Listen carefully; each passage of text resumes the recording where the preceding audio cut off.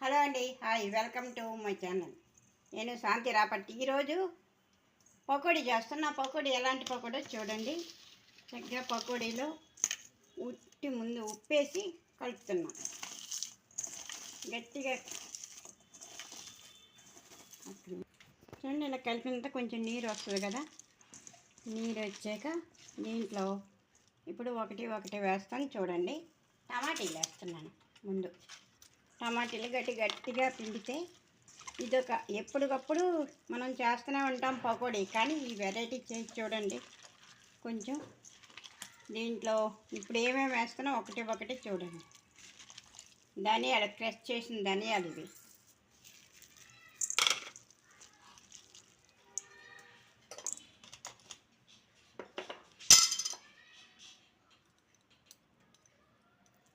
అల్లం వెల్లుల్లిపాయ పేస్ట్,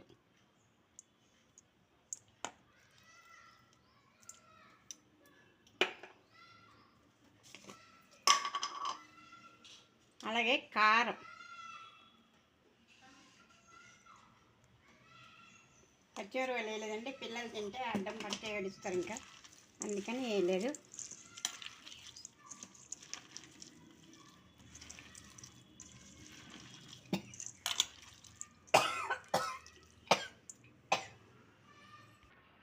పసుపు,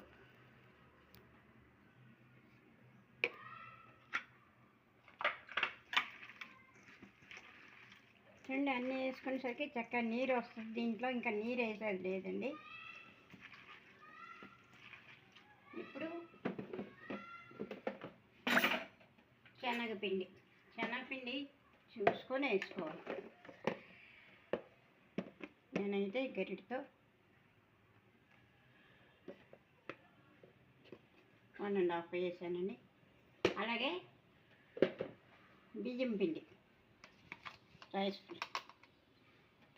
అంతే, ఒక 1/2 స్పూన్ అన్నీ వేసి కలిపితే పొడిగా వచ్చేస్తుందండి.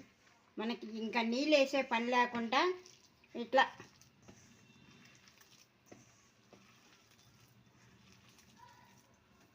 తర్వాత కొద్దిగా కరివేపాకు,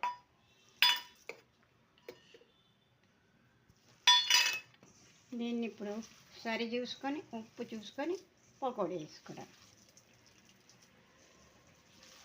టమాటీ, ఉల్లిపాయలు, ఉప్పు వేసాం కదండి, అందుకే దీనికి కరెక్ట్గా వస్తుంది. చూడండి, పకోడీ వేసి చూపిస్తాను. చూడండి, ఇలాగ వేసుకుంటున్నాను. ఎప్పుడు పకోడీ ఒక్కలాగే ట్రై చేయడం కాదు, రకరకాలుగా ట్రై చేయొచ్చు. ఇలాగ కూడా ట్రై చేయొచ్చు. చూడండి, ఇలాగ ఒకసారి చేసి పిల్లలకు పెట్టండి. టమాటీ, గరం మసాలు, అల్లం వెల్లుల్లి పేస్టు, గరం మసాలా కాదు, అల్లం వెల్లుల్లి పేస్ట్ అన్నీ వేసి చేసి పిల్లలకు పెట్టండి. చూడండి, వేగిన తర్వాత చూపిస్తున్నాను పదండి. చూడండి, సాసు ముంచుకొని తింటే సూపరు. చూడండి, తినండి, చెయ్యండి. ఒక లైక్ చేయండి, షేర్ చేయండి ప్లీజ్. Okay, bye.